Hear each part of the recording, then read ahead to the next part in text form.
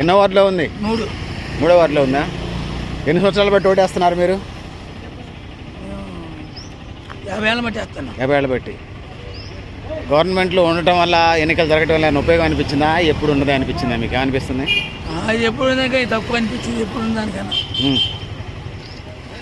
అసలు ఓట్లు లేకుండా ఉంటే అభివృద్ధి జరిగిద్దా, ఓట్లు జరిగితేనే మంచిదా?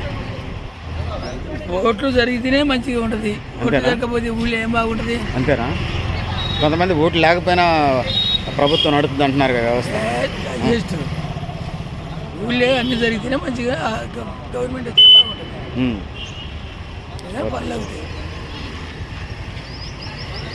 మీ ఎన్ని సంవత్సరాలు బట్టి? 50 ఏళ్ళ బట్టి ఇస్తున్నారా?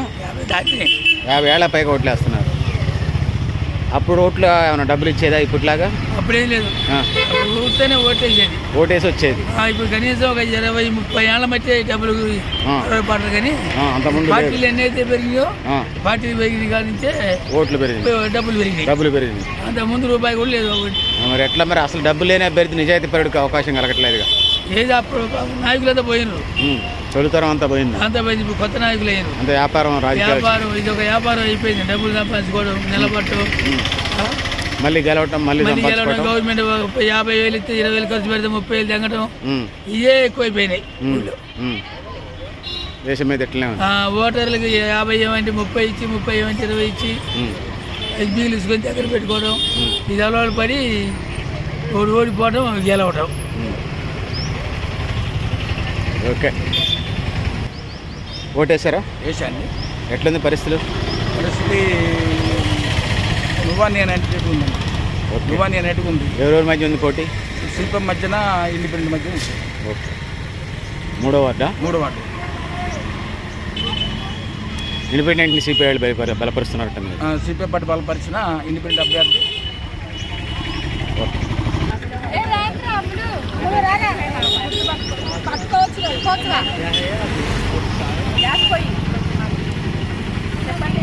వేసారా? ఓట్లు వేసారా అంతా?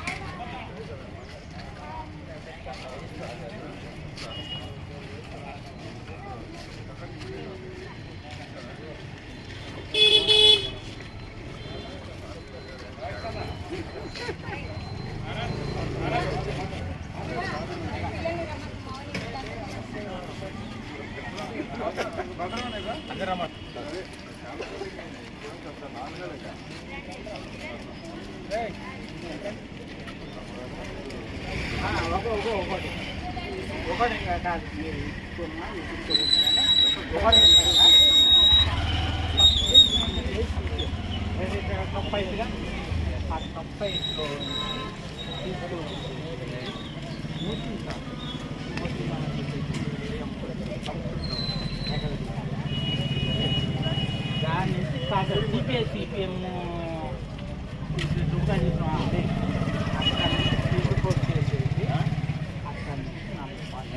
అభివృద్ధి కావాలని చెప్పేసి నడిమికండలో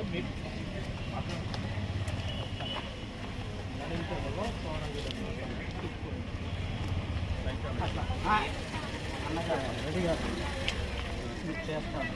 రెడ్డి గారు ఏ పార్టీలో ఏమన్నామని రెడ్డి గారు సపోర్ట్. అది ఏ పార్టీ ఉన్నా ఏది ఉన్నా కానీ పార్టీలు కాదు, అభివృద్ధి ముఖ్యం. ఒక్కటి అభివృద్ధి ముఖ్యం. శ్రీనివాస్ రెడ్డి గారు